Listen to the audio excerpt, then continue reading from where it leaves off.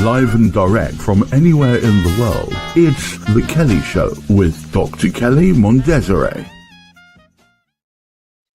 Hello and welcome back to The Kelley Show, real people with real stories in real time. And today, you folks are in for a real treat. Today, we're wrapping up the month of April, which is the state of global agriculture. And I've welcomed back all four of my guests I've had on the show this past month for a panel discussion. So hold on to your hats and stay tuned for a really great panel discussion right after a word from our sponsor. Be right back. This portion of The Kelley Show is being brought to you by White Wolf Advisory Services. We are the bridge between nations, creating growth, commerce and collaboration between cultures. Contact us today for more information. And welcome back to The Kelley Show, real people with real stories in real time. And today I have four of our guests that have come onto the show this month for a panel discussion. And I'd like to introduce each guest to you. The first guest, Mr. Eamon Walsh, who is the CEO of Get Funded, who is based in Maynooth, County Kildare, Ireland. Eamon's passion is to help secure the futures of our farms and farmers. Welcome, Eamon. My next guest is Ernest Papadoyanis, president of Conquest Capital Corp., who is currently located in South Florida, Delray Beach area. Ernest's background is inclusive of aquaculture, agriculture, alternative energy, economic development, seafood distribution, and healthcare and wellness. Ernest is a leader and builder of successful development teams in both startup and growth stage companies. Ernest, thank you for joining us. Welcome back. My next guest is Ken Dunn, who is the founder of Eternal Flame, Africa's gift and connecting communities worldwide. Ken is a public speaker, lover of nature, and believer in social justice. He is a positive environmentalist who initiated the Trees for Africa campaign, which is an active project and that has planted and grown thousands of trees for a variety of purposes. Eternal Flame Worldwide Limited is a social company making eco-cook bags locally in African communities by transforming their own waste ethically, socially, and employing folk locally to make life-saving bags. Welcome, Ken. And my next guest is Dr. Neni Panergia, who is affiliated faculty at the program in Hellenic Studies at Columbia University. She is an anthropologist, associate professor at the Prison Education Program, Psychology Department, and academic advisor at the Justice and Education Initiative at Columbia University. She is the author of numerous essays on anthropology, ethnography, critical theory, art and architecture, critical medical studies, and politics, as well as several books focused on critical social issues. Welcome, Neni, and welcome all my guests to The Kelley Show. And thank you for coming back to participate in this panel discussion. And let's get started. Ken, you had posed a topic which is quite substantial and critical in today's environment of social issues and farming. And you have projects that are located in Southern Africa, which has an unpredictable climate.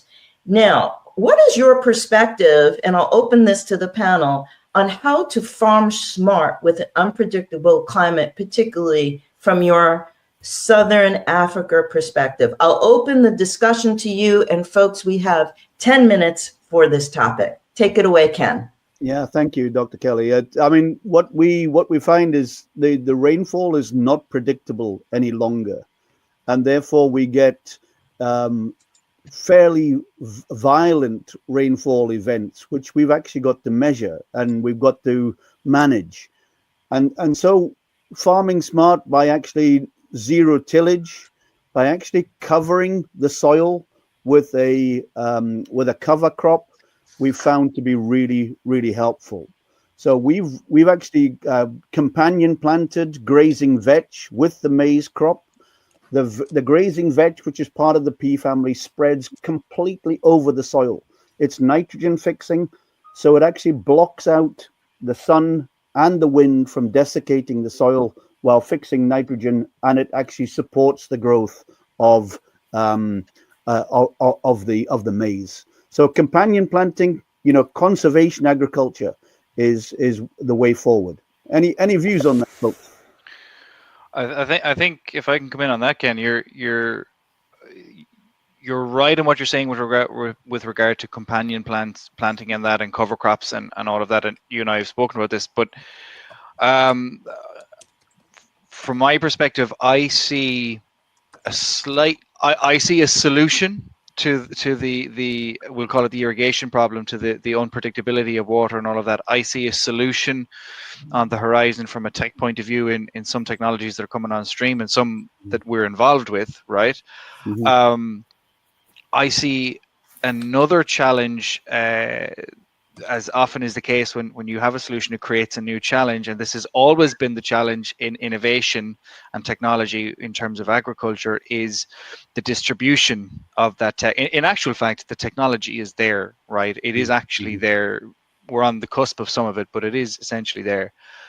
The bigger challenge that I see is, how do we actually get the solutions to the ground? And I know you're very active on the ground with bringing solutions to Africa and Southern Africa.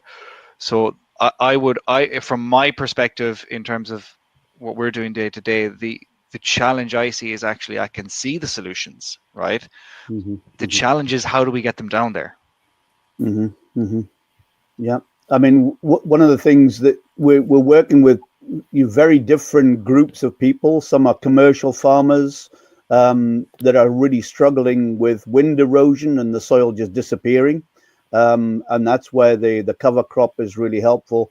Others are more small scale and on slopes, and there what we're finding is actually swales on contour, which are a very, very nice description for a ditch across your field, with the spoil from the ditch down slope, so that when the rains come and they wash your soil away, they actually wash it into a hollow, and it actually dissipates. It actually sinks down into your soil. So the storm event, actually, you prevent the rainfall from being a hazard, and you convert it into a resource, and you stop it from rushing across the surface of your fields and actually disappearing into the rivers, never to be seen again.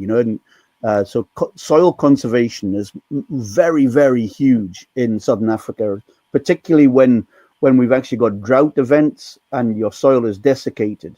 Yeah, I wanted to pop in on what Eamon was referring to, and that is that the availability of the technology, because it is absolutely there for sure. As a matter of fact, we are jointly working with a company right now that saved over 97% of water usage in the laboratory testing, and now is going to the field, as well as fertilizer and pesticide use. So it's there. It's just a matter of, again, it goes back to getting the investment into agriculture, and especially into Africa, which has been a big resistant point all along, and how we can do that, because those technologies are available. So we've got to crack the nut as far as bringing that awareness and getting the capital into those communities and into those farms to be able to get that technology in there.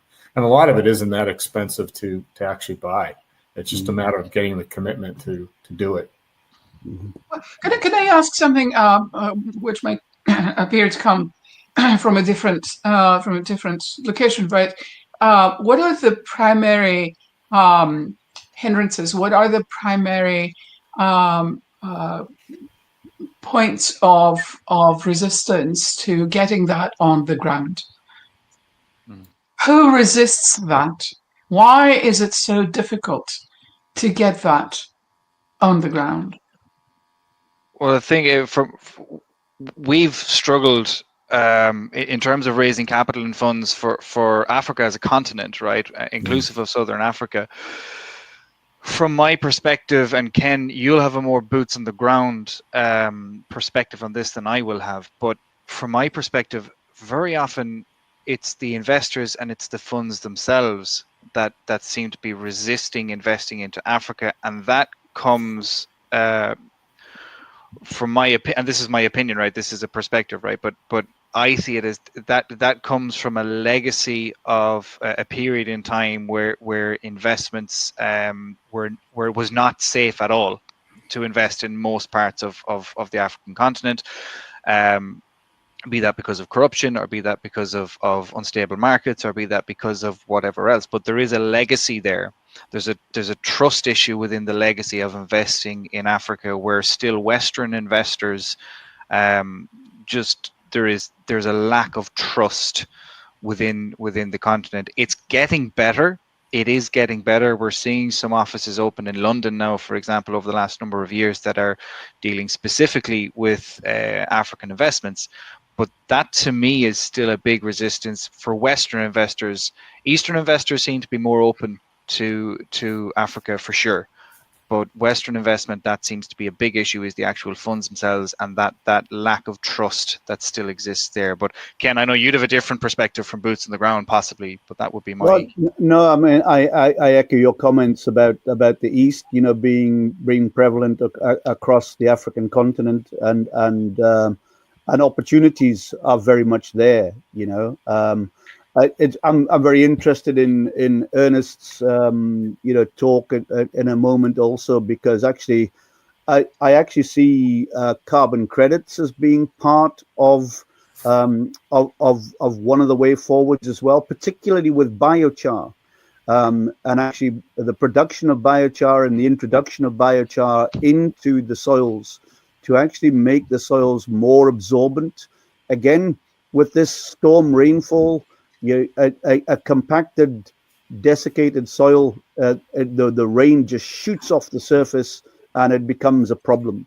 But actually, you make that a sponge, and you have the biochar in there. You get carbon credits for the biochar. Maybe that's part of the solution. Yeah, I would say definitely. I have another company that went that route, that's out of the UK and Denmark, and they were pushing the carbon credits. I would say, from the perspective of capital here in the US, really doesn't hold much weight. People are more interested in basic ROI, and, as Eamon referred to, some of the stability, of the investment, protecting of the investment, which is, again, historically been an issue on that continent. So you have two strikes against you, right? You have the stability in terms of government, weather patterns, protection of investment, and then, of course, you have the basic risk of agriculture, which in general is, low margin, high risk anyway. So those are two big strikes against you right there. So from my standpoint, I think it's got to be an integration of a technology play to really interest, I would say, Western capital to get involved, and it's going to have to be in an area that's certainly proven to be somewhat stable politically. That capital is going to be somewhat protected. And I think I'm going to potentially contradict myself here a little bit after talking about technology, right? But something we see a lot of with Western projects, again, Europe, Canada, United States, is almost this sense of they need the investment to sometimes to get up off the couch, right? So bootstrapping is making a comeback in the world of investing. Investors are wanting to see that grit. They're wanting to see that resilience. We got it to MVP. We got it into an early stage of market. We got a pilot out there, whatever it is. But they want to see your ability to actually drive something forward. And I think that's something that the African continent and Southern Africa will have in its favor, because that has been the reality in that part of the world for generations now, that it's not a case of there's no such thing in that part of the world as it cannot be done. It has to be done, right? Lives are at stake every day. It has to be done. So there is potentially no better people from that point of view in terms of bootstrapping. And you alluded to the ditches, Ken, and that, how far can we bring this with a shovel and a pick? That would be something that I would be very much focused on in the early stages. do you actually need investment for, where is the investment actually needed? You know, where is it needed versus throwing money at a problem. All right. Well, thank you. This is I'm floored at this discussion so far. And this is a great segue into, Eamon, you had presented a topic of discussion for this panel today, and that is the positive actions we are taking as farmers to become less reliant on funding, grants, loans, etc. So let the conversation continue, please. Yeah, well, the perspective from that point of view, I mean, we see it all the time with projects that are looking for funding, and Ernest, I know you've come across this several times as well, where the response is, guys, you actually don't need funding. You need to put boots on the ground and you need to do some work, you know. And no better group of people than agriculturalist farmers and that to know hard work, right? I think the challenge within that potentially is, it's a different, in today's world, it's a different type of work than, and we would focus primarily with family farms, generational farmers. It's a different type of work that's required than their mothers and fathers and grandparents and great grandparents would have been used to. It was out in the fields, hard, you know, sweat of your brow work, whereas now it is more academic, it is more business plan orientated, financials, and all of this. So if the business model is structured correctly, we are over reliant, in the Western world at least, we are very much over reliant on grants and over reliant on lending, and we need to restructure the business models that exist within agriculture to reduce that dependency. Yeah, and I would say I would complement that with also in the Western world for sure is to a focus derived on more niche marketing. What we've seen is the rebirth of the small family farmer, small to medium-sized farmer here in the U.S. Based on organic farming and a combination of organic and buy local, support local farms. So now that's been a rebirth, and we tried to push that for years in the aquaculture industry. And we were unsuccessful only from a governmental standpoint of decades went by without being able to establish organic standards for seafood in the United States, which was absolutely mind-boggling. But if that had happened 20 years ago, we would have seen a rebirth of small family aquaculture farming that could do the same along the same path as the agriculture community has done with small local farms. And I know we have farmers markets here in every city every Saturday. People come from all over to buy local, buy fresh, buy local. So it's been a great way to rebirth, and it's a specificity toward, again, those organic, pasture raised, grass fed, all the niche markets that have allowed small farmers to get 2, 3, 4 times what their commercial product would be from a sales standpoint. They can never compete against mass agriculture. A head of lettuce for a head of lettuce. If there's no niche market there, they're never going to be competitive. But they can on a small local or an organic or a pasture raised, whatever the niche is. That specificity has allowed them to make the margin they need to have a business.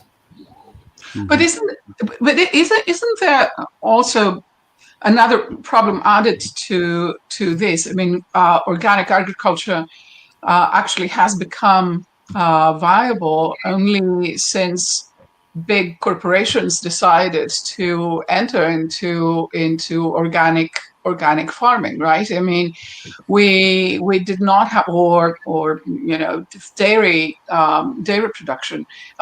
So we used to have these small farmers, as you say, Ernest, small farmers who would come to the farmers market and who would get a gallon of raw milk, but then organic Horizon and Stonyfield Farms and all sorts of conglomerates, big business conglomerates entered the market, and with we really don't know where our milk comes from, right? I mean, unless we buy it from the very specific farmer at this very specific market.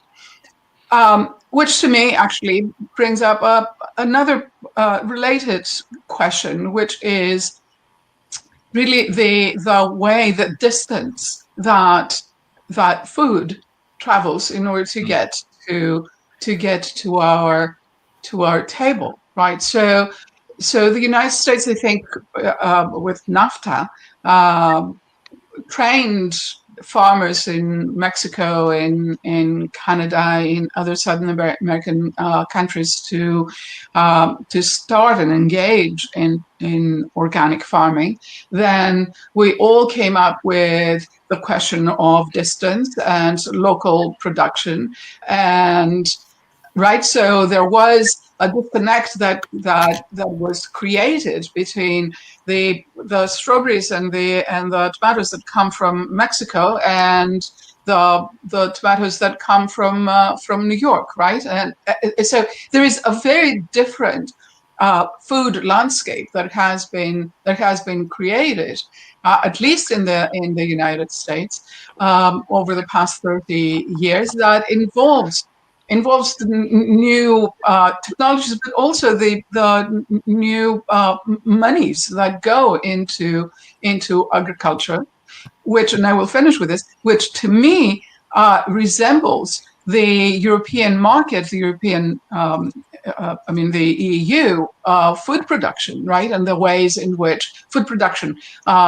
moves throughout the EU, when you have people in Greece who grow tomatoes and grow olives and artichokes, who have to import tomatoes from Denmark or from Belgium, and cucumbers from Amsterdam, and olives from Portugal, right? So there's to me, and I'm not an agricultural specialist, I'm just a grower. To me, there is a very upsetting way of producing foodstuffs that has really, over the past many years, has threatened actually food stability. I want to come in on that on the organic piece, where you, in terms of the conglomerates, and that, because I think you're skirting around an issue that's part of this as well, which is a regulatory issue, right? So I would say, when we talk about agriculture, something I've said in the past, a word is just a noise that we make, that we all assign a value and meaning to. There's no guarantee that we're assigning the same value and meaning to that noise when we make it. So there's organic and there's potentially organic, whereby a regulator has decided what the parameters are to define organic, and then you've got big conglomerates coming in that are ticking that box, and they can now advertise their produce in the market as organic because they align with the regulator's interpretation of what organic is. That's not necessarily the same thing that we're talking about when you've got a small farmer that's producing an organic product. And if I go back in Ireland, go back a couple of generations, when my father was young, and certainly when my grandfather was farming, and my great-grandfather before him, everything was organic, everything was circular, everything, like, the farm produced everything that the farm needed. There was no need for a cooperative where you went and got your fertilizer, and you went and you got your feed, and you went and you got this, that, and the other.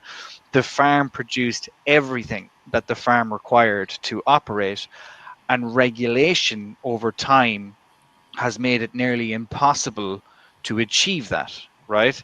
And this is feeding into the organic conversation as well. We're now seeing a reverse in that in Europe, and the EU are actually trying to throw money through grants at going back to organic, and my hope is that we see that regulation open up again a little bit, so that these circular practices, and everyone talks about circular economy as if it's a new thing. It ain't a new thing. We only very recently got rid of it, right?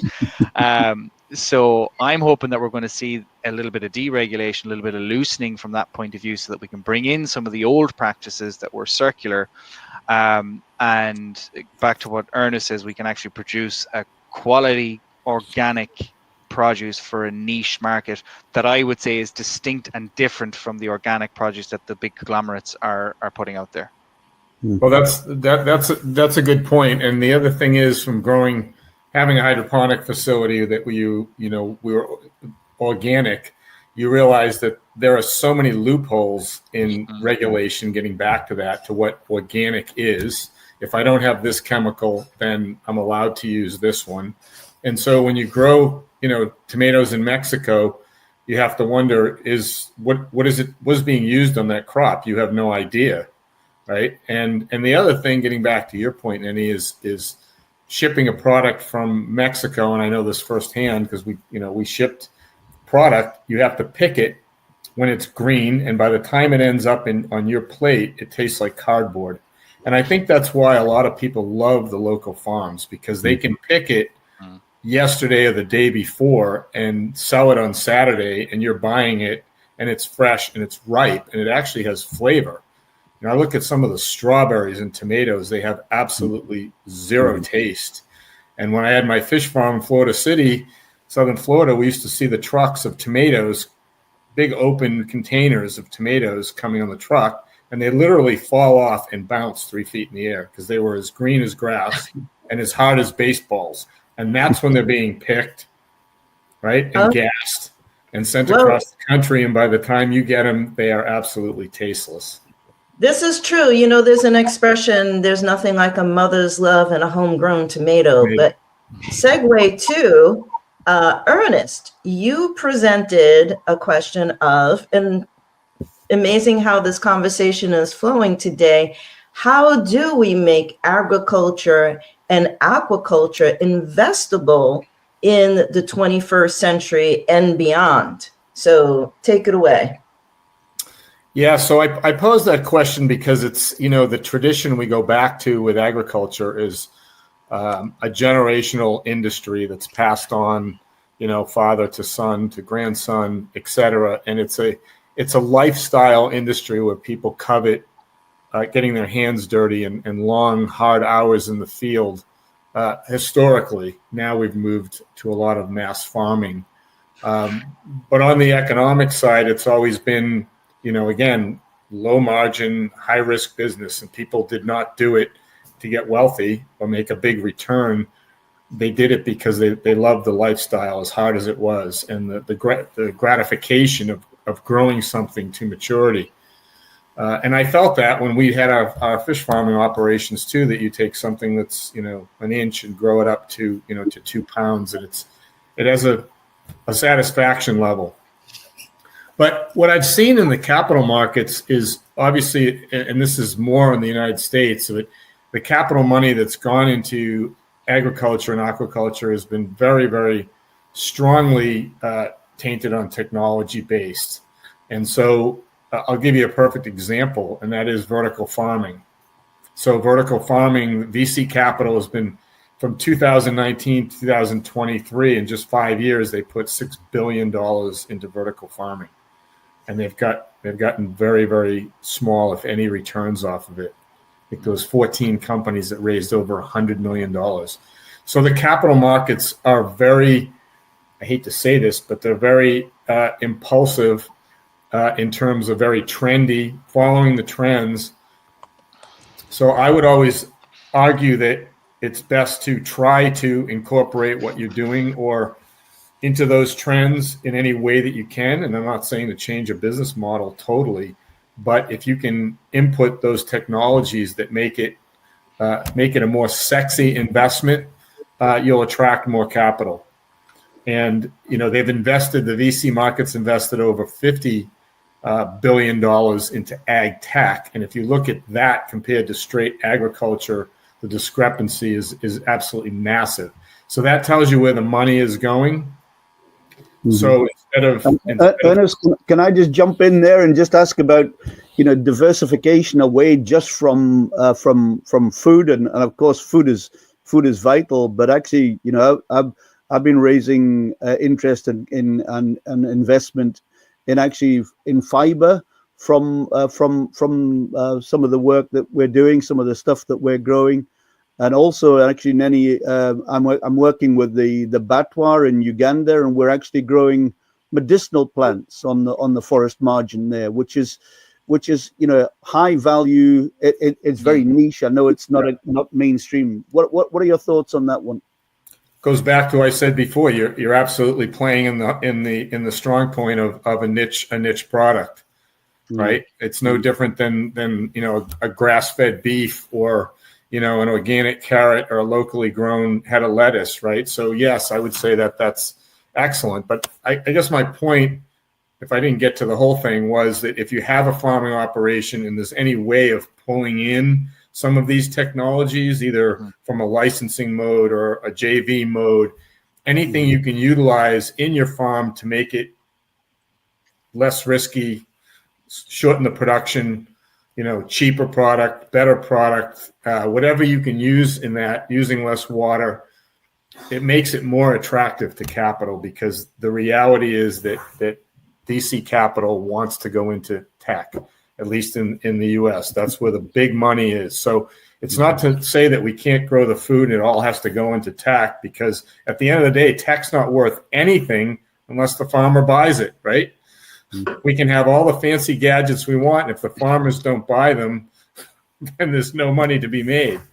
So it has to have application. And I think that's a little bit back to the point we were talking about in Ken's question, is how do we, the capital markets are very willing to invest in technologies, and then it seems the money dries up in a sense when you get to the we got to get it out there. So they'll invest in the technology the farmers need, but they won't extend the credit, or they won't invest in the farmers to actually purchase the technologies that they need. And then it comes a little bit, I think, back into what Ninny is saying, because then you've got the conglomerates that come in that have the capital behind them, they're self-funded or whatever the case may be, and they can invest, and then their market share increases, so on and so forth. But the one thing I would say with regard to all of this is, and we've kind of mentioned this already, there's very little new in any of this. If you take hydroponics for example, in terms of the technology, hydroponics must be at least 100 years old, Ernest. I'm not entirely sure, but hydroponics is old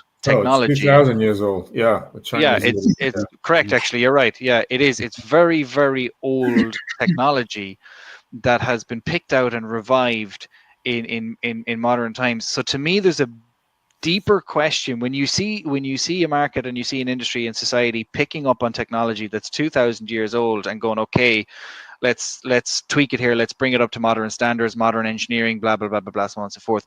But why are they looking for that in the first place, right? Why, if there are no issues, if there was no problems in food security and everything else, why are we looking for these problems and going back literally to tech that was developed 2,000 years ago, and then positioning it as something new, right? And trying to attract this, you make it sexy and attract this investment and everything else. So there's and I think I'm going a little bit off point to Ernest's question here, but a big part of this is the drive to produce more food cheaper, right? More food cheaper, which comes from food cosmetics. In part, right? It comes from food. We actually produce enough food to feed the world as we stand, right? Actually, a lot more than we need to, right, to feed the world. But you've got oranges not being accepted onto shelves because they're missing the little green bit on the top. You got carrots that are crooked that are being sent away as well. They got to be perfectly straight and this kind of thing. So there's a deep problem within society when we're looking for these kind of, like, think about it. Just think about it, right? We produce more than enough food on the planet to feed the planet, and one of the biggest narratives on the planet is how do we produce enough food to feed the planet? Mm-hmm. But Eamon, I'm glad you called this a cosmetic problem. It's a first world problem, right? Big time. Right? Yeah. And the problem is not food production itself, as you say. It is getting enough food to enough people who need it, right? I remember in 2018, I think it was, I was in Malawi, and there was a there was a group of people there from that had come from the State Department, and they were visiting solar farms in the in Malawi, outside of Lingungwe, in in the what we used to call the bush, and they had been abandoned. And the chief officer there was saying that they had put the solar farms 10 years earlier there.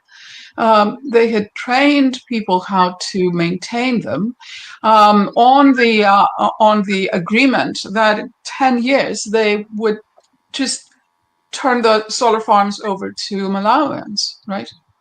And they had done that, but the solar farms were not being maintained. And I asked why, and this person said, "Well, they're not interested in this." And it's true, Malawi does not have electricity everywhere, right? I mean, people, the country is dark after sunset. And I was wondering, I was asking, why would they not be interested in maintaining the solar farms, right? And the answer that I could get only from Malawians, right? Not from this person from India who had come to Malawi to establish the solar farms. What Malawians were saying was that the soil was so thin that even with the solar farms, that the problem of the topsoil was not being addressed, right? So yes, of course, there were solar farms there, but they were not addressing the problem that Malawians were facing every day, right? So the and again, I'm thinking about the EU, and again, I'm thinking about the fact that Greece had, in 1981, when Greece entered the European Common Market, as it was called back then, Greece was not only self-sufficient in sugar, it had 5 sugar producing factories, and they were building the 6th one. And when Greece entered the EU, the Common Market, the sixth factory was cut down. The EU asked that the 6th factory stop being built, and they cut down the 5th, and they put the 4th in under production, so that Greece should start importing sugar while Greece was self-sufficient, right? In the 1990s, they actually required olive farmers in northern Peloponnese, North Peloponnese, where our grove is, to stop, cut down their olive trees and replace them with Moro oranges, which aren't actually, that is not the right area, to the right environment to grow these oranges. And of course the crops failed, right? So people who had been by definition and by family olive growers for generations upon generations found themselves working in the factories, in the cement factories in the area, because they could not live on their olive groves any longer. Well, we could talk about sugar as a world commodity at the beginning of time. There's been much written about that, but we're going to go to our next topic, which, Nenny, you have presented, and this kind of organically sums up what we've been hearing about during this panel discussion. And it is, you presented this: what would Machiavelli say when wheat fields are turned into solar farms? So Nenny, please take it away, and gentlemen, pipe in. So my question is, as you know, of course, is autarky or self-sufficiency, right? And this is something that Machiavelli was advising the young prince about, right? I mean, Machiavelli said, you need to, your state needs to be self-sufficient in food. You need to be able not to depend on anyone on the outside, right? Because at any given moment, that supply might be cut off. Of course, he was thinking about wars, and of course, wars have never stopped. And not only have never stopped, but they have acquired different textures, right? And different technologies, not just in terms of tech, but also in financial instruments that are not really technological, right, in the sense of nuts and bolts. So with the financial crisis that actually was came to Greece the same time that it came to Ireland and came to Spain also, and we were all called pigs, right? One of the requirements of the Troika, right, the Central European Bank and the World Bank and the IMF, was that Greece makes electricity available to sells electricity, right, to other countries, and the banks moved in and took over wheat fields, especially in the very fertile plain that connects Athens to central Greece, so that you drive over there now and you see more solar farms than wheat farms. So this, of course, when it started, it first got started, the banks that had loaned the money to the government, right, in the bailout, were getting that electricity without paying. They were taking over farms that had been beholden to the banks, and instead of taking the farm right off and turning it into the bank that would then give it to another farmer who would be growing wheat, the European banks took the farms and placed the solar farms there. Right. So the farmer lost the farm, lost all sorts of income, but also the country lost means of food production. Sure. Yeah. Sorry, Ken, go ahead. I was just going to say, bringing electricity to those that don't have it is the single biggest intervention that you can do to bring people, from a developing state. But actually, the one thing that you're alluding to here is actually understanding where those solar farms should go. And actually, one of the things that really amazes me and has done over the last 2.5 decades of working in Southern Africa and Central Africa is that people come and do to. They don't do with. They don't listen. They simply don't listen. And one of the things that we've got to really understand is that the local community have got a PhD in the local community. They know where the fertile land is. Don't bloody go and put solar farms there when there's a rocky outcrop that gets the same sunshine, And I'm seeing this in fertile areas of Southern Africa. These huge solar fields, and actually, just literally a kilometer away, there is a copy. There is a boulder-strewn area, which would be the right place for that to be located. Yeah, but just to clarify, these solar farms that have been placed in Greece, the electricity doesn't go to Greece. The electricity goes to Germany. In the European landscape, so I think that it depends on which perspective you have on the EU.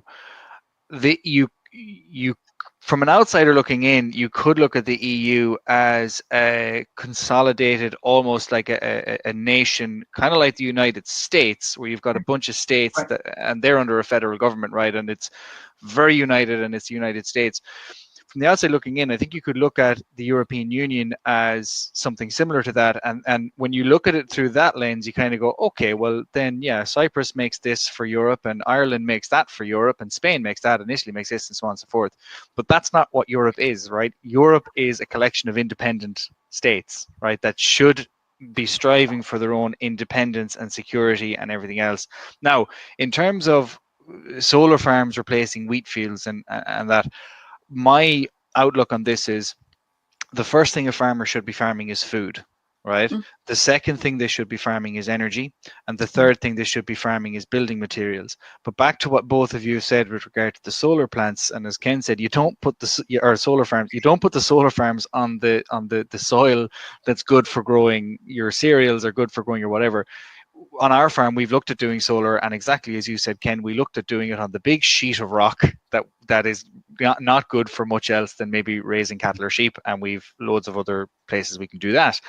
So it's very much, I think, a case of everything. And I like what you said as well, Ken, about people come to do to, not to do with.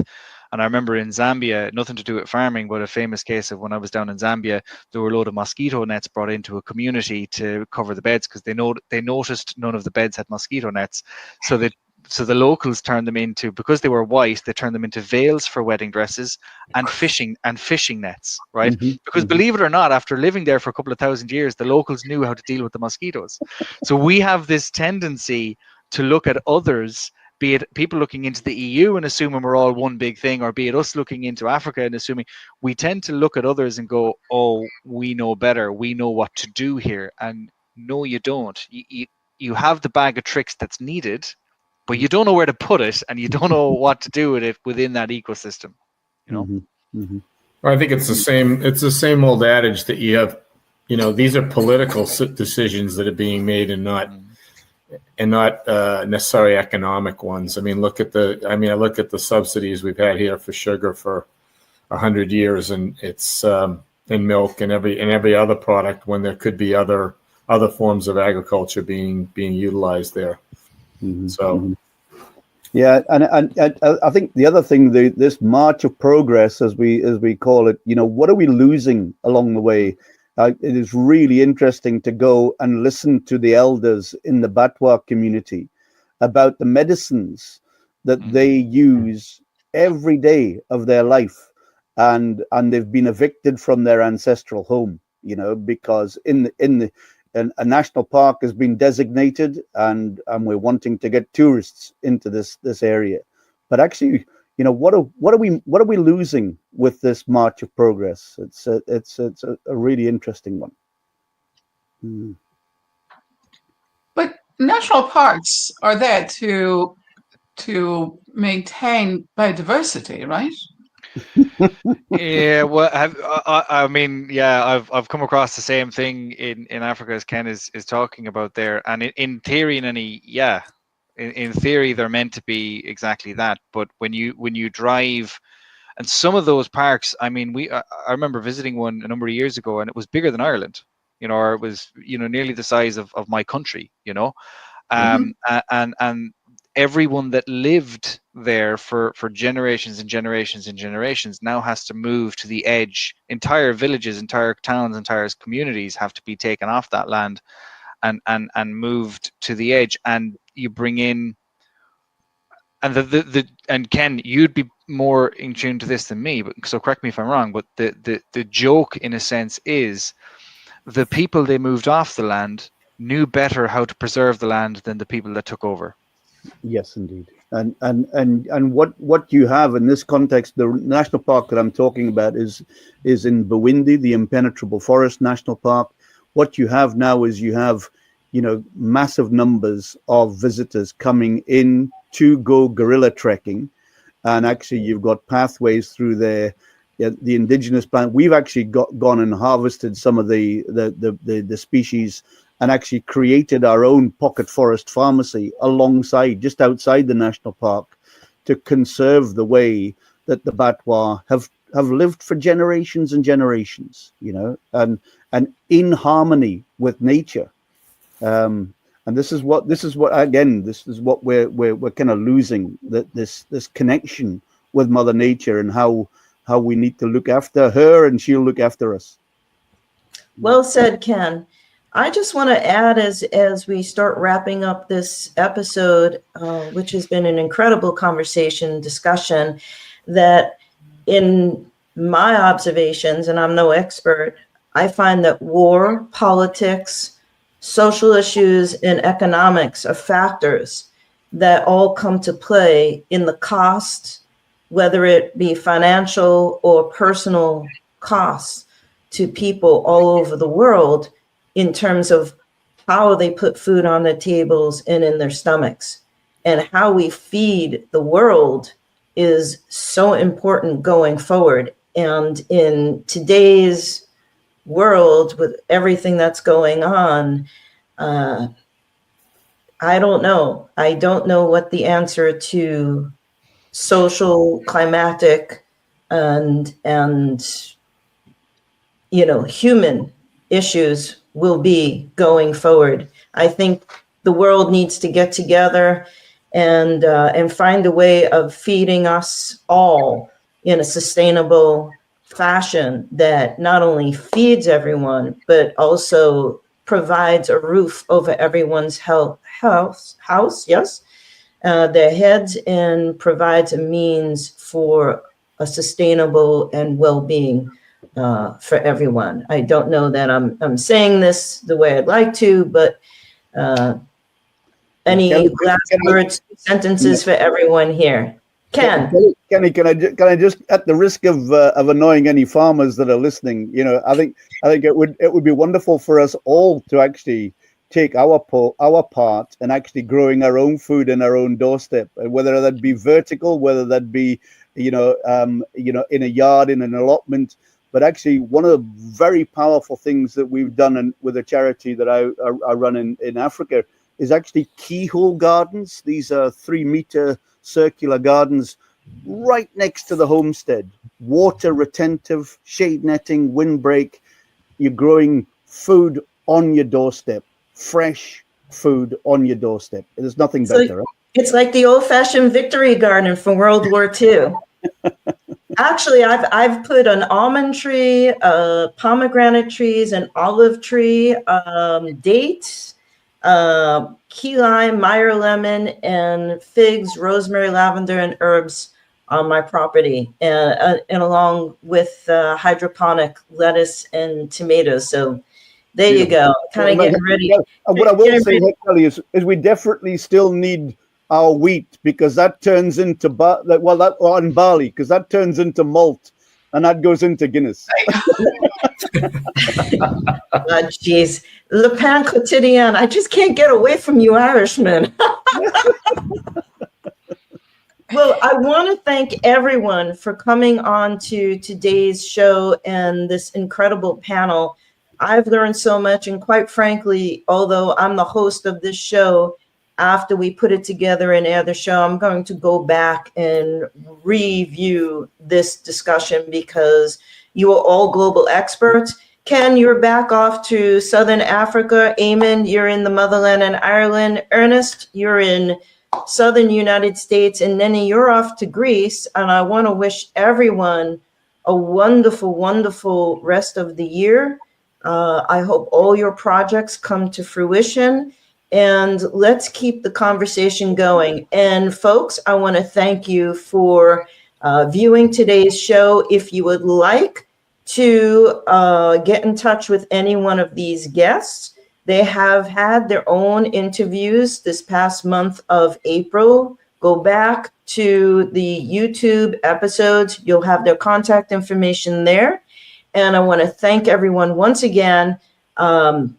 This has been an incredible conversation.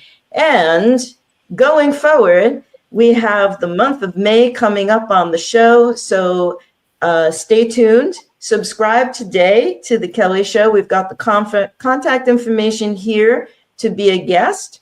Write in, tell us why you would like to be on The Kelley Show, what your story is, and we'll have a conversation. And don't forget to subscribe today to the YouTube channel where you can go back and view my conversations one-on-one with today's guests. And we will see you next week as we launch the month of May, which is transformation and reinvention. And we have an incredible lineup of guests. So thank you very much. And we'll be back next week. So stay tuned. Gareth, take it away.